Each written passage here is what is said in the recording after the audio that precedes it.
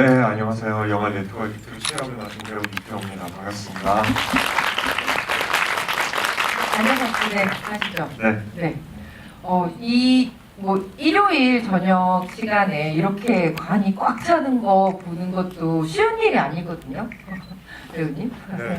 네, 우선은 여기 영화 봐주신 관객 여러분들께 제일 먼저 좀 하고 싶은 얘기 있으시면. 네. 원래 N차 관람으로 보신 분들이 계시나요? 네, 손 한번 들어보시죠. 2회차 이상 관람. 거의 한 3분의 1 되는 것 같아요. 네. 한 번 더 해볼까요? 일단은 3회차 이상 관람. 4회. 5회. 5회 계속 5회 살아계시고요. 계시네요, 네. 6회. 7회. 8회. 7회. 여기 최자 관람관계 7회 관객님 계십니다. 네. 네. 우선은 감사합니다. 그리고 처음으로 영화를 보시는 분들께도 너무 고맙습니다. 어떤 기대를 하면서 오셨는지는 잘 모르겠지만 사실 빅토르 체가 주인공이긴 하지만 딱 빅토르 체에 관한 영화라기보다는 80년도 초반에 그 러시아에서 살았던 그런 청춘과 그리고 그런 창작의 자유, 어감 밑에 창작의 자유롭게 살았던 그런 락카들의 문화잖아요, 영화. 그래서 좀 더 가벼운 마음으로 보셨으면 그게 제 바람이에요. 네, 좀 가벼운 마음으로 봤었으면 잘 모르겠지만 어떻게 하는지 이제 오늘 질문 어떻게 하시는 거냐에 따라서 네. 근데 이렇게 와주셔서 감사합니다. 예, 재밌는 시간 보내보겠습니다. 네. 감사합니다. 박수 한번 부탁드릴게요. 네, 우리 정윤철 감독님 인사도 한번 해주시고요. 네. 네, 안녕하세요. 네, 저도 오늘 다시 영화를 또 봤습니다. 네, 네, 역시 뒤에 가서 너무 뭉클했습니다. 이상하게 논리적으로 잘 이 영화가 이렇게 기승전결 구조가 이렇게 상업 영화처럼 쫙 있는 영화는 아닌데도 약간 한 편의 시를 보는 것처럼 정말 사실 딱히 이게 예술 영화다 이런 게 아니라 그렇게 어려운 영화는 전 아니라 생각해요. 근데 이제 뒤에 가서 점점 그 감정이 차곡차곡 쌓올라서 엔딩에 정말 그 마지막에 그 엔딩 장면 좀 이따 더 얘기하겠지만 그때 다시 한번 눈물이 났습니다. 네, 여러분 만나서 반갑습니다. 네, 감사합니다. 박수 부탁드릴게요. 지금 감독님이 흘러가듯 말씀을 해주셨는데 진짜 중요한 지점인 것 같다는 생각이 들었어요. 그러니까 이 영화는 논리적으로 기승전결을 따지고 그래서 누가 뭘 해서 어떻게 돼서 무슨 갈등을 겪고 성공하냐 몰락하냐 이런 그 기승전결 구조의 이야기가 아닌데 영화를 보고 나면 굉장히 많은 감정, 단어들이 막 휘몰아치더라고요. 왜 그런가 좀 생각을 해봤더니 그러니까 어떤 실제의 에너지나 진짜 감정을 한마디로 표현해봐 라고 얘기하면 우리 굉장히 어렵잖아요. 그 감정이 진짜면 진짜수록 더 많은 것들이 뒤섞일 수밖에 없어서 좀 레토를 한 단어나 한 장르로 규정하는 거는 쉬운 일이 아니기도 하지만 좀 무의미한 일이다라는 생각이 들었어요. 이게 음악 영화다, 전기 영화다 이렇게 말하는 것 자체가 별로 의미가 없고 레토는 그냥 레토다.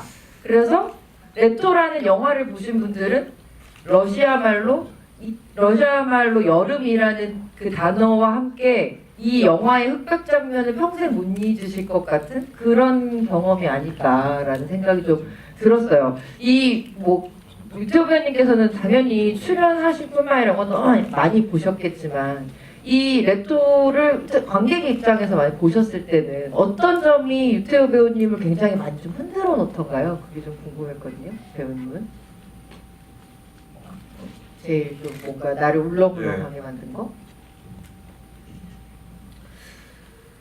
글쎄요. 솔직히 제가 객관적으로 볼 수 있는 영화는 아니라서 좀 어려운 것 같아요. 마지막 장면도 제 빅토르 체라는 역할이긴 하지만 제 이미지를 스크린에다가 걸어놓고 이렇게 죽은 날짜가 나오잖아요. 그거 봤을 때 좀 기분이 이상해요. 네, 네. 그렇죠. 뭉클하기도 하고 이상하기도 하고. 네, 그래서 제가 특별히 이렇게 마음이 움직였던 거라기보다는 그래도 지금까지 못 봤었던 영화를 보게 돼가지고 그게 제가 출연해서 그런 거 아니고 그냥 단순하게 말하자면 정말 좀 형식이 좀 이렇게 비형식적인 그런 영화잖아요. 네. 네. 네. 그래서 또 네, 감독님은 그래서 좋아요. 어떤 부분을 좀 얘기해 주시겠어요, 이 영화에서? 뭐 감독 준비를 많이 해주죠. 그러니까 아, 뭐 네. 무슨 준비를 그렇게 많이 오신 거예요? 저요? 네, 여기 준비 많이 안 했고요. 네.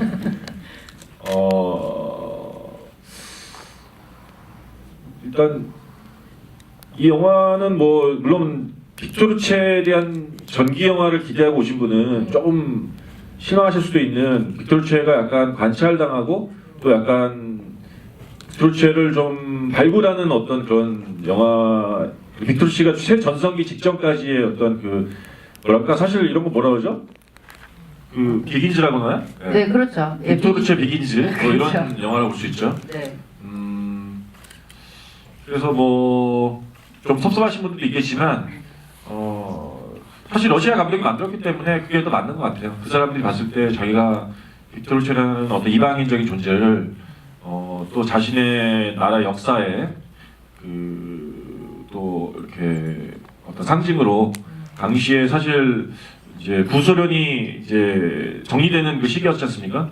그 시대의 어떤 한 이방인을 보면서 어떤 그 시대를 회고하고 또 당시에 어떤 그 청춘들의 모습을 담아내는 어떤 소재로서 굉장히 잘 쓴 것 같고, 그러면서 이 영화는 약간 되게 많은, 특히 요즘 퀸 그 열풍에 네. 또 굉장히 여러 가지 유사점과 여러 가지 좀 비슷한 점들이 네. 많이 있는 것 같아요. 맞아요. 혹시 그 얘기 하실 건가요? 네, 할까요? 제가 좀 할까요? 네, 네. 하시죠. 네. 여기 사실 뭐 보헤미안 랩소디가 엄청나게 이제 메가히트를 했는데 네. 거기에서도 이제 어떻게 보면 당시 80년대, 지금 이게 82년도 얘기인데 그때 유럽에는 진짜 퀸이, 프레디 머큐리가 막 펄펄 전성기였잖아요. 그러면서 뭐 또 우리 퀸 그 엔딩에 나왔던 그 라이브 에이드 공연이 84년이었기 때문에 거의 동시대의 어떤 존재들이죠. 그렇죠. 그리고 둘 다 되게 비슷해요. 그 퀸도, 저희 프레디 머큐리도 뭐 정말 영국 전통 혈통이 아닌 이방인이고 인도 계통인가요? 그리고 또 게이였고, 네. 또 여기 있는 그 빅토르체도 조선의 어떤 아시아의 후예고, 그리고 또 굉장히 이방인이죠. 그러면서 또 어떤 뭔가 언더그라운드를 대표하는 어떤 그런 가수로서 네. 둘 다 양 진영에서 이렇게 그러면서 슈퍼스타가 이제 이제 소련의 슈퍼스타가 되지만 이제 그런 모습들이 있다는 게 되게 좀 흥미로웠고요. 일단 무엇보다 좀 요즘 보기 드문 청춘 영화, 성장 영화인데 네. 저는 이거 보면서 오늘 보면서 약간 그 영화 생각났어요. 하길종 감독님의 바보들의 행진. 네. 그러면서 뭐 병태와 영자 이런 네. 영화도 생각났고요. 네. 그때도 군사 독재 시절에 뭔가 젊은이들이 되게 억압당하고 뭐 검열당하고 뭐 머리도 장발도 단속당하고 뭐 네. 그런 모습, 그 비슷한 여기도 어떤 그 기성세대들에게 막 욕 먹고 네. 그렇게 맞기도 하고, 그러면서 또 자유를 이렇게 추구하고 또 그 안에서 뭔가 이렇게 반항하는 그런 것들이 되게 비슷했고요. 너무 귀여운 게, 저는 그 드러머 머리 이렇게 섹스피스톨스 때문이라고 세우고 왔다가 이렇게 머리 이렇게 빗으면서 참하게 나타나는 그런 귀여움들도 있는 것 같고요. 청춘의 귀여움. 그래서 뭐 이제 퀸의 영화가 사실 아저씨들이 좀 열광했잖아요. 네. 이게 이제 어떤 당시에 그런 본인들의 어떤 기억도 있지만 뭔가 되게 요즘 살기 힘든 어떤 헬조선의 어떤 중년 네. 분들께서 마지막에 그 아웃사이더의 어떤 그 프레디 머큐리가 정말 그 무대에 올라서 딱 공연할 때 네. 거기서 참다 눈물이 다들 그렇죠. 안 젖을 수가 없는 거거든요. 네. 그래서 너가 챔피언이다, You are the champion 하면서 정말 거기서 이제 다들 폭발하는 건데, 이 영화도 굉장히 아웃사이더의 어떤 그런 영화로서 같은 맥락에서 되게 이상하게 동시대에 비슷한 시기 한국에서 개봉한 게 너무 특이했고요. 물론 이건 뒤에 가서 뭐 폭발적인 무대가 뭐 나오는 건 아니지만 나름 여기도 비슷하게 마지막에 정말 뒤에 이렇게 이 빅토르체를 쫓아가는 카메라 워킹도 되게 비슷해요. 그러면서 무대에 올라가서 그 모습. 예, 네. 딱 자신의 어떤 공연을 펼칠 때 물론 그 노래가 저희는 뭐 잘 안 들어본 노래에서 뭔지 모르겠지만 정말 마지막 그 나무를 심는다 뭐 어떤 그런 자신의 마지막을 좀 이렇게 내다보고 또 어떻게 보면 이게 소련의 이제 어떤 멸망이죠. 네. 그 어떤 구체제가 이제 멸망하고 이제 러시아라는 어떤 자본주의 사회로 넘어가는 사실 이 영화가 제가 좀 특이한 거는 그 소련의 그런 여러 가지 억압과 어떤 그런 권위를 되게 싫어하는 젊은이들이 영화를 찍었지만 엔딩에서는 뭔가 그 관중들을 쫙 훑을 때 네. 저는 그 마지막으로 사라지는 그 소련이라는 어떤 사회주의 진영에 대한 뭔가 아쉬움, 네. 또 애착, 연민이 좀 느껴졌어요. 그래서 이 정말 빅토르체의 어떤 죽음 그 숫자와 또 그 마이크의 죽음의 네. 숫자는 사실 1년 차이밖에 안 나지만 그때가 바로 이제 구소련이 무너진 해잖아요. 그렇죠. 네, 그러면서 묘하게 이 청춘들이 그렇게 반항했던 그 존재인 소련과 함께 사라져가는 이 모습이 굉장히 여러 가지 복합적인 느낌을 담고 있는 영화라고 생각합니다. 네.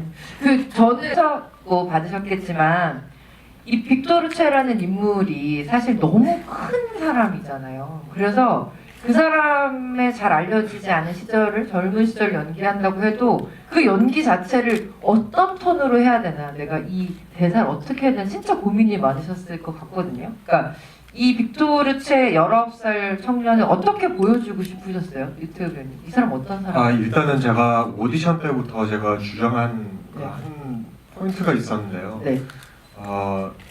한국 출신인 이방인이 네. 특별히 유럽에서 자랐던 그런 배경 안에서 미국하고 미국 교포들하고 호주 교포들하고 좀 다른 점이 있는 것 같아요. 네. 살짝 그런 자기만의 그런 특유의 멜랑콜리와 센티멘트한 거 있는 것 같더라고요. 이제 그리고 그런 한국 출신인 유럽 교포가 지금 행위 예술하는 사람들 중에서 제가 아무리 생각해봐도 저하고 빅토르체밖에 없는 것 같아요. 네, 아무리 생각해봐도 가수도 없고 배우도 없는데 그러니까 그런 유일성 때문에 제가 제 해석을 그냥 밀고 나갔어요 감독님한테. 네. 제 해석이 맞다고. 왜냐면 제가 느끼는 대로 아마 빅토르체도 느꼈었다고. 네, 좀 생각보다 이제 첫 앨범도 분석해 보면 가사들이 좀 생각보다 그런 시적인 표현들이 많거든요. 그런 것 때문에 좀 힌트를 얻어가지고 그냥 유럽에서 느끼는 그런 멜랑콜리와 뭐 외로움과 공허함 그런 거 좀 공통점인 것 같다. 그래서 좀 잔잔하게 연기하고 싶었었어요. 그렇군요. 근데 이 말은 되게 뭔가 이해가 되는 것 같아요. 내가 느낀 걸 아마 그 사람이 느꼈을 거다라는 그런 자신이 없으면 되게 연기하기 힘든 캐릭터였을 것 같기도 하거든요. 더불어 이제 제 세대 2세대인데 모든 제 친구들도 그렇고 부모님들이 이제 파독으로 보잖아요. 네. 그러니까 아버지들은 다 공부였었고 난 다 간호사였고. 그러니까 비슷한 점이 있는 거예요. 그런 노동층에서 나와가지고 어떤 섬세한 그 뒷배경을 네.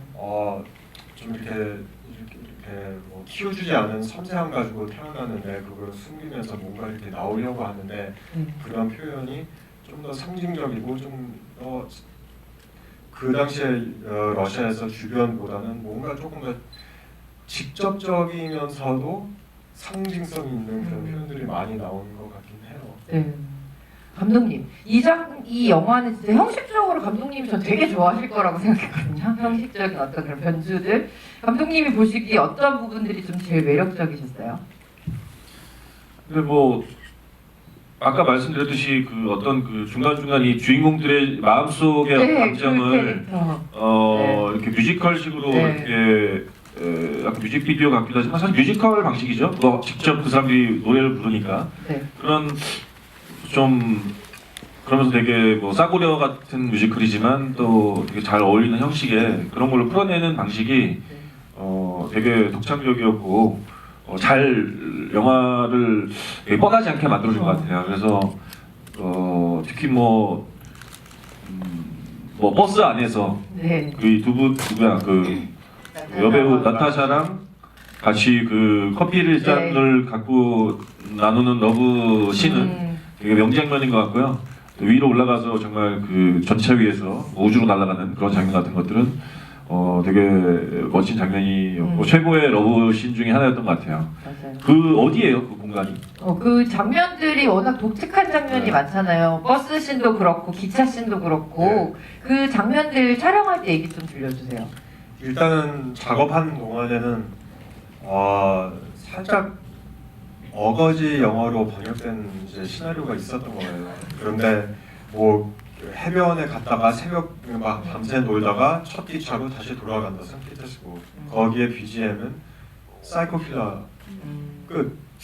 아 뮤직비디오일 줄은 몰랐던 거예요? 몰랐던 거죠. 아. 그러니까 나중에 리허설 과정과 현장에 가서 이런 거였었구나. 그래서 얘는 막 무용 선생님, 뭐 현대무용 선생님도 있었고 연습을 엄청 많이 했어요. 네네. 근데 그 중에서 이제 살짝 그런 그 노래에 딱 따라라라라 그 장면에 살짝 날리는 장면을 딱 밀려고 그러니까 그거를 같이 현장에서 연습하고 그때 가니까 내가 알게 된 거예요. 그때까지는 그냥 모르고 있었어요. 네. 정말요. 네, 그리고 실제로 달리는 기차, 그러니까 그 러시아어로 엘렉트리치카라고 부르는데 이제 전차죠. 네네. 네, 전차 타고 가는 그 기차 자체가 네. 실제로 달렸어요. 6시간 동안 갔다가 그쪽 뭐 도착 전체를 빌린 거예요, 전체를? 그 트랙을 빌린 거예요. 완전. 아, 그 투자자들 중에서 누가 삼촌이 좀 뭐 부자라서 트랙 그 주인이라서 그 트랙을 빌렸다는 얘기. 기차길 자체를. 네.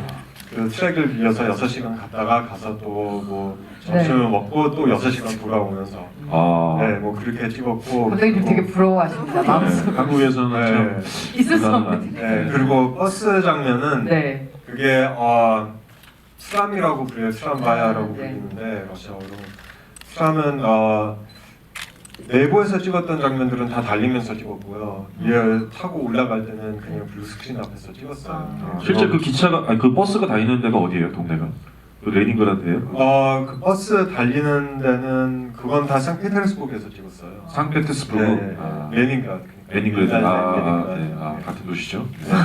저도 궁금한 거 있었어요. 그 안에서 아이들도 아줌마도 노래를 막 따라 부르잖아요. 예. 그분들은 배우이신 건지 아니면 진짜 현지에 계시는 분들이 조연들인가? 네, 조연 연기하시는 분들이. 다 엑스트라예요. 아. 네, 엑스트라인데 뭐 엑스트라 일을 좀 흔히 하시는 분들인 것 같더라고요. 그리고 연습하면서도 감독님한테 물어봤는데 좀 이렇게 발음이 좀, 네. 좀 그래가지고 살짝 이렇게 영어 발음을 더 하고 싶지 않냐고 이렇게 물어봤는데 안 된다고. 일부러 이렇게 살짝 그 러시안 느낌을 살려서 재밌잖아, 웃기잖아 이렇게 하면서 잘하는 느낌보다는 그쵸, 조금 그쵸. 살짝 그 이상한 거를 네. 좀 계산적으로 이렇게 한 것 같아요. 네. 그게 러시아 정서가 드러나는 거고 뭐 예를 들자면 우리나라에서도 뭐 살짝 어거지 영어 발음으로 막 네. 시골 분들이 그쵸. 막 그렇게 신나게 부르면 네. 외국 사람 입장에서 봤을 때는 너무 재밌거든요. 그러니까 그런 느낌인 것 같아요. 네, 그것도 다 이렇게 계산을 하고 예. 그렇게 하신 거군요. 첫 장면 찍은 해변가는 어디입니까? 그래 첫 장면에 그 그것도 레닌그라드예요. 상페테르스부르크의 해변 한 차 타고 한 40분 나가면 있더라고요. 네. 하여튼 이 롱테이크를 정말 잘 쓴 영화 중에 하나인 것 같아요. 그 맞아요. 굉장히 스테디캠으로 이렇게 쫓아가면서 많이, 네, 네. 네. 아주 자연의 숲이에요. 네. 숲속에서 블루베리 따먹고 막 그랬어요.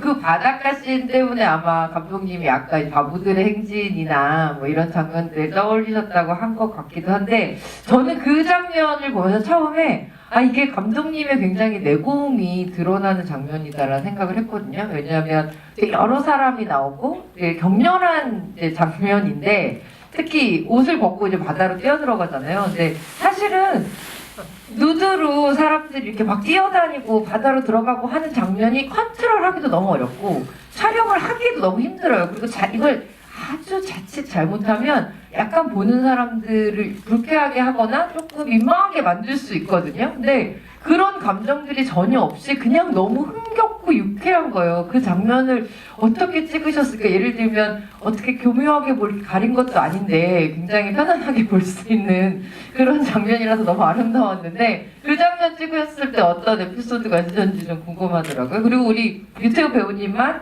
약간 상의탈이 하는 정도로 촬영을 하신 것도 재밌었습니다. 아니, 저도 현장에서 벗고 싶었는데 감독님 벗지 말라고 하더라고요. 왜요? 빅토르체의 환상을 아. 깨지면 안 되니까. 그렇군요. 네. 네. 보호받으셨군요. 네. 네. 근데 저는 또 뭐 자유분방하는 거를 좋아해서 아, 네. 네. 그런 거에 뭐 이렇게 뭐 거부감 느끼는 것도 아니고 독일에서 태어나서 네. 그러진 않은데 그런데 두 가지였어요. 그 촬영하는 게. 첫 번째는 일단은 준비 기간 때 감독님이 같이 하자고 했는데 리딩이 아니고 거의 강연하듯이 2시간 동안 80년도 초반에 러시아가 이런 순수함이 있었다. 네. 억압 밑에서 사회가 특별히 청춘들이 더 순수해진다. 그리고 지금은 좀 이렇게 시니컬해질 수 있는 세대이긴 하지만 그 당시에는 몸만 아니고 마음도 서로 그 감정이 이렇게 솔직하게 이런 거면 뭐 키스하고 싶다, 누구를 좋아한다, 그럼 자기 파트너한테도 그걸 솔직하게 얘기할 수 네. 있었던 네. 그런 순수함과 어떤 자존감이 높은 그리고 그거를 편하게 소통할 수 있는 이성적으로 소통할 수 있는 그런 뒷배경이 깔려져 있었던 거예요. 그거 이제 일단 그 문화적인 뒷배경이고요. 두 번째는 또 비슷했어요. 시나리오는 그냥 빅토르는 레즈데닉이라는 노래를 그냥 밤새 이렇게 치는 사람들 신나한다. 끝. 네, 끝. 그래서 이제 뭐 그 장면을 찍고 나서 계속 해 질 때까지 기다리고 있더라고요. 다른 사람들 왜 안 찍냐고 아직 그래 해가 완전히 지고 이거 불을 켜고 여기서 이렇게 신나는 장면을 찍는다. 그런데 애들이 보드카를 먹기 시작하는 거예요. 그래서 현장에서. 네, 그 너도 보드카 먹고 그러니까 저한테 그 일부러 소통을 안 한 건지 모르고 그 로스트 인 트랜슬레이션이 돼버린 건지 잘 모르겠지만 네. 알고 보니 갑자기 신나가지고 애들이 막 갑자기 막 옷을 벗고 막 그렇게 들어가더라고요. 네. 그래서 혼자서 이런 거구나. 그럼 나도 해야지 하면서 하려고 했는데 감독님 그냥 너는 그냥 이거를 만들어낸 그런 주도권을 가지고 있었던 그 캐릭터니까 네. 그리고 빅토르의 환상을 깨면 안 되니까 어. 네, 그런 식으로 또 놀랬으면서도 불구하고 그냥 재밌게 찍었었던 것 같아요. 네. 그 어쨌든 그 장면에서도 이제 처음으로 그 마이크랑 만나서 뭔가 이제 굉장히 네. 좀 마이크에게 음악적 재능을 진짜. 보여주는 장면인데 네. 그 사실 이제 전반적으로 이제 꼭 물어볼 수밖에 없는 부분이 그 음악을 네. 노래를 네. 물론 뭐 직접 부른 것도 있고 살짝 덮은 것도 있고 여러 가지 섞여 있는 것 같은데 어땠어요? 노래는 어떻게 했어요?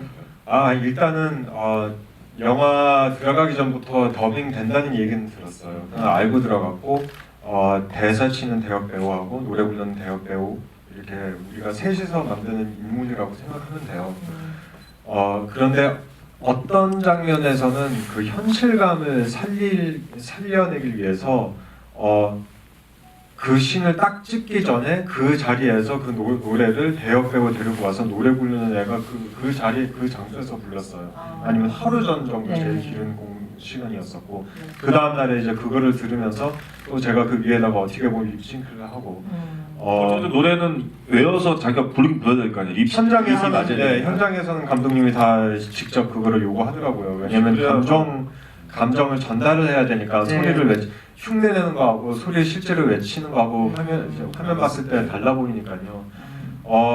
그 락클럽에 있었던 장면들은 다 직접 먼저 불렀어요. 네, 먼저 불렀고 나중에 입힌 걸로 알고 있고 그리고 연습실에서 했었던 거는 그 대역 배우분이 카메라 뒤에 숨어 있어가지고 같이 입을 맞추면서 저는 그냥 입 모양만 냈지만 살짝 이제 마이크가 저한테 가 있지 않으니까 그 대역 배우분한테 이렇게 가 있으니까 혼자서 이렇게 소리 외치면서 노래 부르지만 저 사람의 목소리가 녹음된 거죠. 그렇게 맞추면서 또 라이브로 그 공간에서 했고 그러니까 부분마다 달랐어요. 네. 근데 진짜 이 러시아어를 원래 하셨던 건 아니죠? 네. 네. 근데 이게 무슨 뜻인지 아는 거랑 그 언어로 자기가 말할 줄 아는 건 또 다른 것 같고 그 언어로 그 사람을 얘기하는 건 완전히 다른데 이 사이의 갭이 전혀 안 느껴져서 저는 류태여 배우가 당연히 러시아 말을 하시는 분이라고 생각했었거든요. 네. 근데 그런 감사합니다. 어떤 차이, 그 간극 때문에 좀 힘든 건 없으셨어요? 말 때문에? 아니 매일매일 힘들었었죠. 잠도 제대로 못 자고 맨날 개꿈꾸고 맨날 너무 힘들었어요. 그리고 네.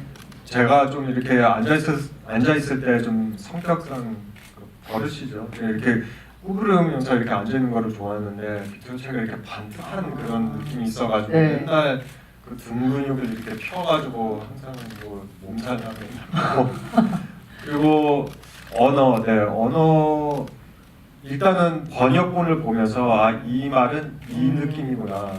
그러면 이 안에 이 해석 안에서 어떤 감성을 전달해야 되는지 이제 해석해가지고 그냥 그런 대충 감을 잡고 계속 그 감을 믿고 그냥 한 거예요. 네. 그러니까 이게 대사는 어쨌든 네. 그러니까요. 뭐 방언을 하더라도 네. 자기가 이렇게 그 감정은 마음속에서 똑같이 뭐 그걸 느끼고 그 의미를 내가 이 말을 뱉을 때는 네. 이런 단어의 뜻이다라고 알아야만 감정이 나올 거 아니에요. 네. 그러니까 그거는 이제 준비 단계에서 뜻을 알았고 그 이후에 그 뜻 외에 이거를 왜 말을 하는지 그 해석, 그 감정에 집중을 더 많이 한 것 같아요. 그러면 맞아요. 뭐 자연스럽게 나오겠지라는 생각을 했어요. 사실 뭐 그렇게 정확히 몰라도 그러니까 그 말 자체 언어를 안 써도 사실 네. 훌륭한 배우도 연기를 할 수 있어요. 아. 감정을 알면. 네. 뭐 대표적인 게 그 영화 그 활에서 유승용 씨가 그, 예. 그 이상 어느 나라 말이죠? 그렇죠. 만주 만주요. 네, 만주. 정말 지금 아무도 거의 안 쓰는 그런 말을 가지고도 또 그렇게 이제 했는데 충분히 이 영화에서도 제가 볼 때는 태호 배우의 그 정말 놀라운 네. 연기가 맞아요.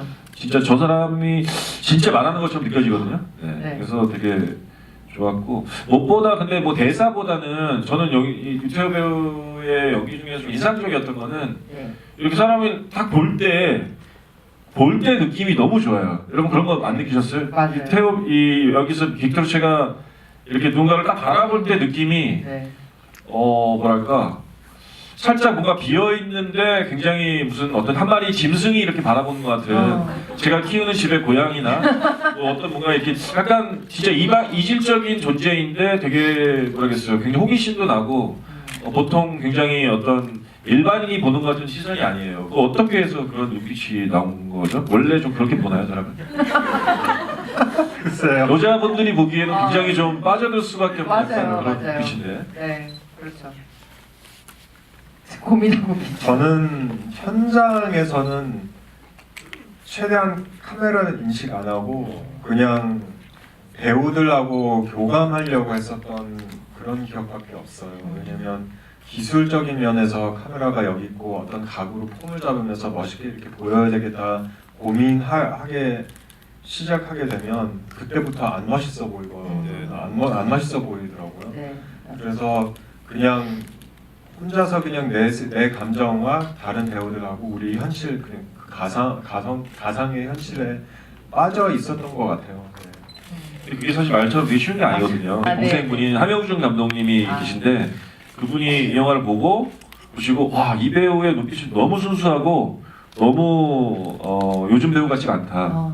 그래서 한국 영화에 적응하기가 좀 힘들 수도 있다. 네. 그래서 오히려 왜냐면 한국 영화 굉장히 연기를 하는 거를 자꾸 보여주려고 그러고 네. 너무 메소드 연기라고 하는 굉장히 너무 몰입해서 굉장히 자꾸 보여주려는 연기를 하는데 지금 이 영화의 그 배우는 너무 순수하고 너무 이렇게 뭔가 되게 원시적인 연기를 하고 있다. 그래서 꼭 전해달라고 한 게 부디 한국 영화에서 괜히 그렇게 억지로 하다가 그걸 버리지 않도록 네. 잘 이렇게 좀 보존해 달라고 이렇게 말씀하셨습니다. 못하는 건 아니에요.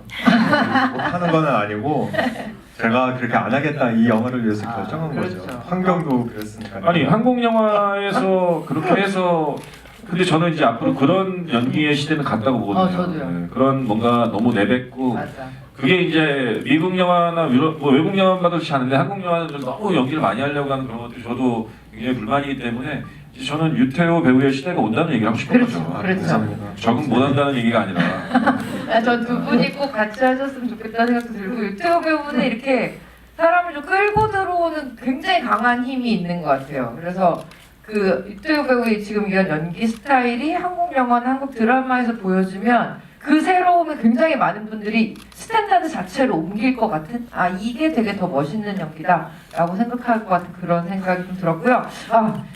저희가 유태호 배우님과 감독님을 좀 너무 제가 독점하고 있었습니다. 여러분들께 질문의 기회를 지금부터 드리려고 하는데요. 유태호 배우님 그리고 뭐 정윤철 감독님께 이 영화 관련해서 질문하고 싶은 관계 있으시면 손 들어주시면 마이크가 갈 거고요. 가장 먼저 들어주세요.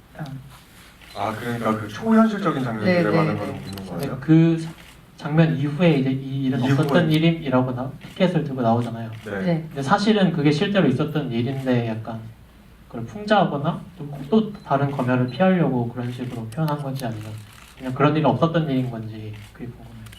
아 실제로 없었던 거예요. 네, 그냥 그런 초현실적인 제가 알기로서는 이제 맞는 건지 모르겠지만 감독님을 비로는 근데 제가 알기로서는 그 한 장면에 그 장면들의 주인공과 그 같이 있었던 그 분위기를 표현했었던 그런 장치였었던 네. 거죠. 소망 예, 좀뭐 덧붙이면 사실 그 초현실적인 이제 가짜 일어나지 않은 사건을 이렇게 이제 좀 뭐 바램을 그렇게 표현한 거라고 생각되는데 그럴 때마다 늘 한 명의 캐릭터가 네. 나오잖아요. 악역 게임 그 캐릭터 네. 시나리오에도 원래 있었어요? 네, 원래 있었어요. 그러면은 감독님은 이 캐릭터는 현실에 진짜 존재하는 친구예요? 아니면은 그 가상의 그거는 이제 두 가지 포인트인데요. 첫 번째는 감독님이 그 모스크바에서 극단을 운영하고 계세요. 근데 거기에서 흔히 뭐 셰익스피어극인가 뭐 옛날 그런 시대극들을 많이 올리는데 시작하면 항상 MC가 들어와서 관객들한테 대놓고 얘기를 하잖아요. 그런 모놀로그 같은 거, 예, 독백을. 그러니까 그런 차원에서 영감을 받는 것 같아요. 그리고 두 번째는 이 영화가 러시아에서 개봉하고 나서 많은 영화 비평가 분들이 이제 좀 악플 같은 거를 다룰 수도 있고 막, 예. 그래요? 그런데 그런 얘기를 미리 캐릭터화 시킨 거죠. 우리가 우리를 스스로 비난하고 캐릭터화 시켜서 객관화 시키고 그럼으로써 유머를 만들자. 예, 그런 의도였었던 거예요. 굉장히 러시아식 유머 같다는 저도 생각을 했고 근데 그 캐릭터가 되게 매력적인 게 어쩔 때는 빅토르의 마음이었다가 어쩔 때는 마이크의 마음이었다가 이렇게 사람들의 감정을 돌아가면서 이렇게 대변해주는 마음의 소리 같은 그런 캐릭터라서 저도 되게 매력적이었어요. 네. 네. 원래 두 번 더 죽였어요 영화 안에서. 한 번만 죽이고 너무 길어가지고 이제 그게 너무 그 조금 오바될 것 같아서 편집된 것 같아요. 길어가지고 시간 때문에. 그런데 그 죽이는 장면마다 너무 재밌었어요. 맞아요. 재밌어요. 네. 혹시 그 배우 극중 이름이 펑크가 맞나요? 아니에요. 그 스캡틱 역할 검정 렉 입고 나오는 그분이 알렉산데르 쿠즈네츠오프라는 배우고요. 그리고 펑크로 나오는 배우는 알렉산데르 보르칠린이에요. 그러니까 둘 다 알렉산데르인데 짧게 러시아에 이제 친밀한 관계에서 훔치는 건 사샤거든요. 그래서 사샤 보르칠린, 사샤 쿠즈네츠오프 두 배우 다 사샤예요. 네, 그래서 현장에서 보르칠린, 쿠즈네츠오프 이렇게 불렀어요. 네. 이 배우들 이름을 부르면서 좀 쉽지 않으셨겠다는 생각이 좀 드네요. 살짝 헷갈리는 게 그러면 기차에서 코피 터진 캐릭터가 있고 네, 펑크요. 방금 그건 말씀하신 펑크. 그 피켓 들고 네, 있는 네. 또 다른 사람이에요. 네, 다른 사람이고 네. 그 고르칠린이 피켓 들고 있는 사람인가요? 고르칠린은 펑크 캐릭터 네, 역할입니다. 그렇습니다.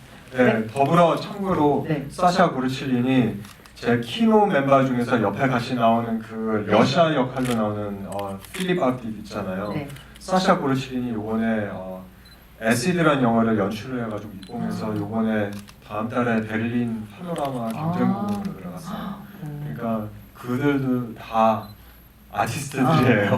훌륭한 네. 아티스트들과 함께 네. 작업하셨군요.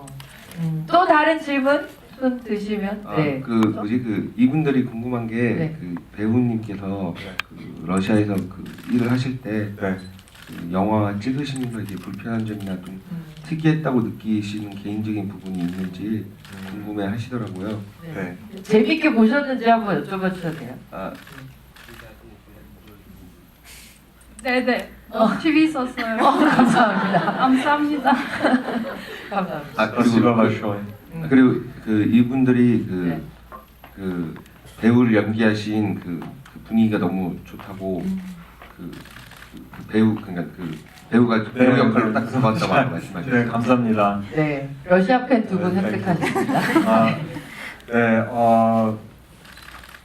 러시아에서 일단은 영화 산업이 시스템화되지가 않아요. 그러니까 뭐 어떤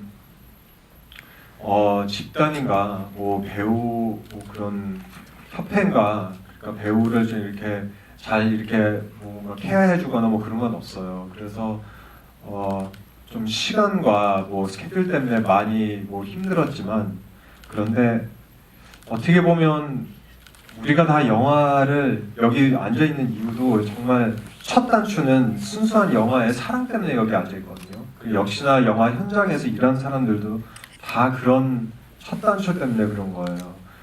그러니까 어떤 나라 가도 다 비슷해요. 특별히 차별점이 없었던 것 같아요. 그러니까 어디 가도 투자본을 받고 싶어해서 막 마음이 막 이렇게 쫄리는 제작분들, 시간이 없어서 막 시간 쫓기면서 막 뭔가 뭐 촬영하면서 힘들어하고 막 서로 탓하다가 네. 막 현장에서 싸우다가 막 똑같이 같이 술 먹고 또 같이 해소하고 회의하고 또 끈끈해지고 다 비슷한 것 같아요. 네. 단지 딱 한 점이 재밌었던 거는 네. 러시아 분들이 징크스가 좀 많더라고요.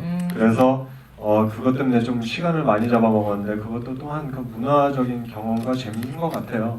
네. 어떤 징크스가 좀 생각나세요? 러시아의 징크스. 너무 많은데 뭐 지금 떠올라는 거는 일단은 실내에서 휘파람 부르면 안 된다, 재수가 없어진다고 그런 얘기도 있고 네. 그리고 지나가다가 막 현장에서 너무 바쁜데 모르고 발을 밟잖아요. 그러면 내가 너의 발을 밟았으니까 내 발 빨리 밟아. 이러고 지나가고 한 배우가 딱 항상 등장하면 현장에 도착하면요 네. 모든 한 팀에서 머리들이 와서 일을 다 멈추고 악수를 해야 되고 그리고 끝나면 또 다 한 번씩 악수해야 되고 그러니까 악수를 안 하고 시작하면 또 재수 없다고 하고 그리고 끝나고 작별 인사할 때 악수 그날 바로 내일 또 볼 거지만 또 악수하고 또 나가야 되고 예 그리고 뭐 10컷을 찍었다 뭐 술 해야 보드카 마셔야지 또 마시죠. 100컷을 다 찍었다 또 보드카 한잔 해야지 오늘 밤에 회식을 해야지 뭐 또 그러나 보다 뭐 이러면서 네. 참 이렇게 같이 놀 이유들이 좀 많이 있더라고요. 좋네요. 되게 좋은 징크스인 것 같습니다. 네. 또 마지막에 이 영화가 흡연과 술을 부르는 영화인 것 같아요. 맞아요. 정말 담배를 끊기 잘했지. 정말 큰일 날 뻔했어요. 놀라운 영화였습니다. 네, 마지막 한 번만 더. 네, 유태호 배우님 마지막 관객 한 번만 골라주시면 안 될까요? 네 여기 앞에 안경. 네. 네. 네, 맞습니다. 빅토르체에 대해서 공부하면서 빅토르체 노래를 많이 들어보셨을 것 같은데 그 중에서 가장 연기에 도움이 된 그리고 빅토르체를 이해하는데 가장 중요하다고 생각하는 곡, 의미 있는 곡 네. 추천받고 저는 이제 아까 좀 캐릭터를 준비했을 때 저는 개인적으로 멜랑콜리한 감정을 되게 좋아하는 사람이에요. 어렸을 때 뭐 그만큼 외로웠었고 뭐 공허함을 느꼈었기 때문에 그렇겠지만 그래서 영화 안에서 나오는 곡들 마지막 곡 나무 네레베 그리고 중간에 나온 연습실에서 연습한 그 나의 분위기인가 나의 기분으로 번역되는 모에 나스트라예니에라는 곡이 또 하나 있는데 그 두 곡을 너무 좋아해요. 그리고 구글 번역기에 돌리면서 러시아어를 좀 이렇게 알게 돼가지고 이제 그것도 치기 시작했고 이제는 읽을 수는 있지만 그런 곡명들을 유튜브에다가 넣어보니까 실제로 옛날에 80년도에 아파트에서 했었던 콘서트에 녹음되는 그런 파일들이 다 올려져 있어요. 그러니까 실제로 같이 인터뷰했던 거 다 들려요. 되게 러하게 들리고 너무 생존감 있게 들려요. 진짜 막 엊그제 녹음했듯이. 그러니까 그 중에서 이제 그 마요나스트라 예니의 그 곡을 딱 찾았는데 그때 처음 들었을 때 눈물이 나더라고요. 너무 그 내용도 그렇고 멜랑콜리하고 감정이 이렇게 좀 올라왔던 것 같고요. 그리고 영화에 나오는 곡들은 아니지만 85년 정도 녹음되는 그런 아쿠스틱 콘서트가 있어요. 파티르니키 콘서트라고 불리는데 러시아어로 그 곡들을 진짜 끊임없이 들었어요. 끊임없이. 왜냐면 어떻게 계속 듣고 계속 연습을 해야 자면서도 들었어요. 그래서 자면서 틀고 그래야 어떻게 이상하게 무의식으로 들어가지 않겠나라는 그런 이상한 동작을 믿어가지고 끊임없이 들었어요. 네. 그렇군요. 벌써 저희가 준비된 시간이 거의 좀 남지 않았는데 선물은 없지만. 저는 정유철 감독님께도 좀 제가 질문 드리고 싶은 게 있고 유태우 배우님께도 질문 드리고 싶은 게 있어서 하나씩만 더 여쭤보려고요. 감독님, 이 작품은 왜 흑백으로 만들었어야만 한다고 생각하셨는지 정유철 감독님은 어떤 감상이 좀 궁금하더라고요. 듣고 싶었어요. 어떻게 생각하셨어요?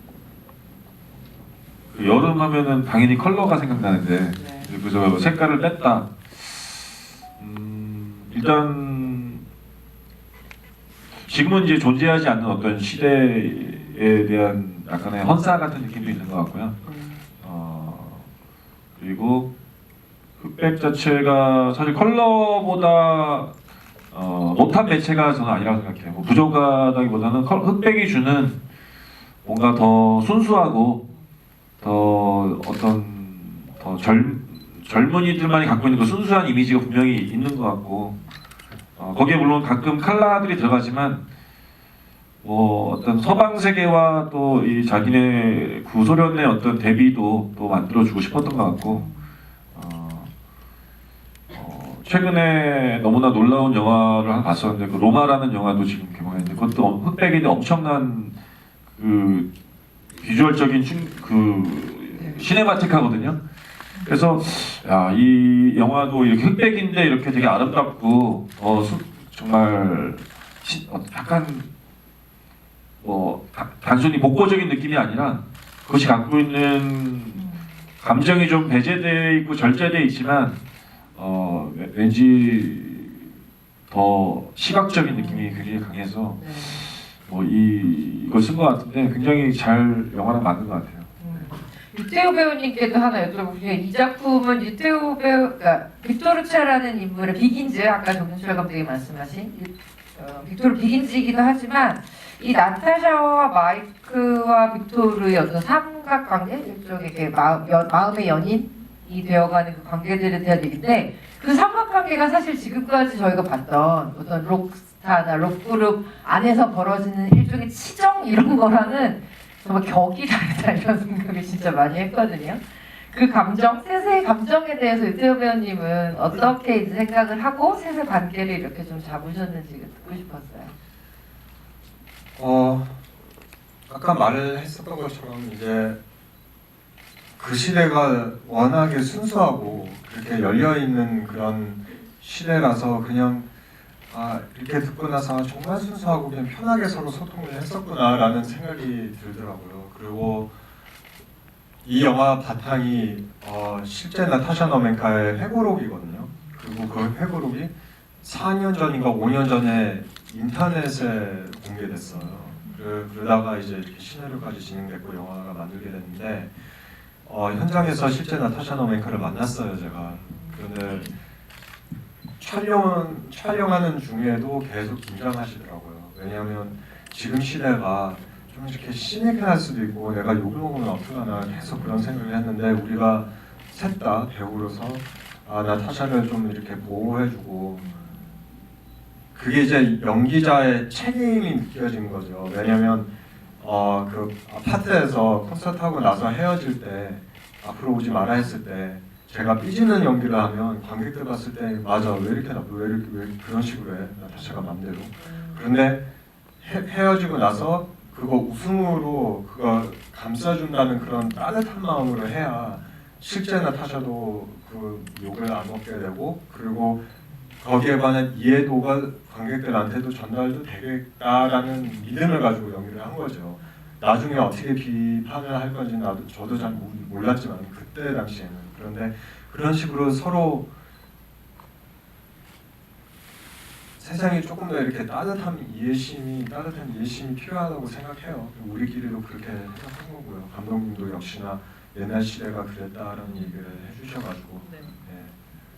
잠깐 하나만 더 여쭤보자면 사실 이게 감독님이 찍다가 구속됐잖아요. 네. 가택부금이 네. 돼 계신 상태죠 지금. 그래서 촬영을 다 종료 못하 촬영은 다 한 거. 감옥에서 연출 지시를 하고 그러셨다면서요?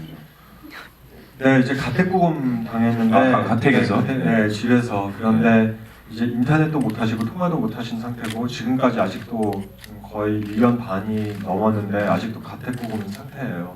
그래서 또 같이 갔다 왔고요.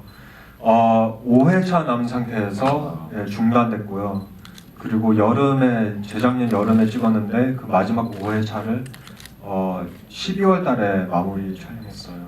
감독님이 다시 해제가 풀. 네, 아니에요. 다른 다른 감독님의 친구분이 좀 잘하는 친구분이 조금 도와주셨고, 그리고 우리가 워낙에 리허설을 많이 해가지고 대충 어떻게 해야 될 건지 현장에서 알면서도 불구하고 정말 힘들었어요. 근데 정말 고생을 많이 했고, 근데 누구나도 한 번도 뭐 짜증내지 않고 그냥 다 같이 그냥 우리끼리 끈끈해지면서 열정 가지고 그 마무리했던 작업. 편집은 그러면은 편집은 제가 듣기로서는 변호사한테 USB를 주셔가지고 변호사가 그거를 감독님실에, 그러니까 공식적으로 다 그렇게 해야 되기 때문에 그렇게 공식적으로 밟아야 됐었어요, 법적으로. 어이가 없네요. 좀 느렸지만 마무리했네요. 그런 식으로 자기를 또 셀프로 찍고 노트를 주고 뭐 배우들한테 뭐 후시 녹음할 때도 그렇고 뭐 이런 식으로 편집해야 된다, 다 그런 식으로 연출 전달을 했었고요. 진짜 놀라운 작품이네요. 네, 미친 작품이에요. 네, 네. 어떻게 여기까지 이렇게 왔는지 저도 잘 모르겠어요. 좀 롤러코스터였어요. 그러네요. 근데 그 어떤 미침이라는 거는 전달이 되는 것 같아요. 보시는 분들한테 그 에너지가. 이제 마지막 정리할 시간인 것 같습니다. 두 분. 어릴 때 많이 저도 90학번이기 때문에 그 죽음이나 이런 걸 많이 들었었어요. 그래서 이 영화는 언젠가 뭐 영화로 꼭 만들어야 될 영화다, 소재다. 뭐 제가 뭐 아니더라도 근데 이렇게 진짜 다시 나와서 보게 돼서 너무 기뻤고 그것이 제가 또 잘 알고 이렇게 좋아하는 배우인 이 유태우 배우의 어떤 육신과 영혼을 통해서 빅토르체가 재현돼서 우리가 또 만날 수 있었다. 너무 기쁘고 기적 같습니다. 네. 여러분 가슴속에서 꼭 담아주시고 우리 유태우 배우를 지지해주시고 사랑해주시기 바랍니다. 감사합니다. 네, 고맙습니다. 유태우 배우님.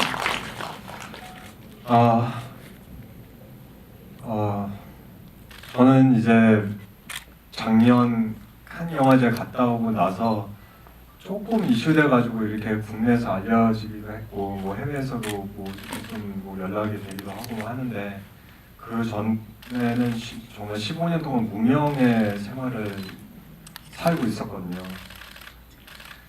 그런데 이렇게 하다가 또 이렇게 캐스팅됐고 정말 이 영화를 이렇게 마무리하고 뭐 어떻게 사람들이 볼 것인가 항상 의외였어요. 그러다가 이상하게 또 한 영화제까지 들어갔고 그냥 감독님이 차린 상에 그냥 숟가락 얹힌 느낌이에요. 저는 그냥 가서 열심히 일했을 뿐이니까요. 그러니까 좀 낭만을 많이 자극을 시키는 거죠. 제 뒷배경도 그렇고 이렇게까지 와서 이렇게 사람들 지금 보기에는 무슨 신데렐라 뭐 그렇게 된 것 같긴 한데 이렇게 하루아침에 된 일은 아니거든요. 뭘 하든 간에. 그런데 영화 소재도 낭만에 관한 얘기잖아요. 창작의 자유에 관한 얘기고. 그러니까 그런 의미로서 좀 많은 입소문을 내주시고요. 그리고 우리의 낭만을 만듭시다. 감사합니다. 네, 감사합니다. 네, 여러분 늦은 시간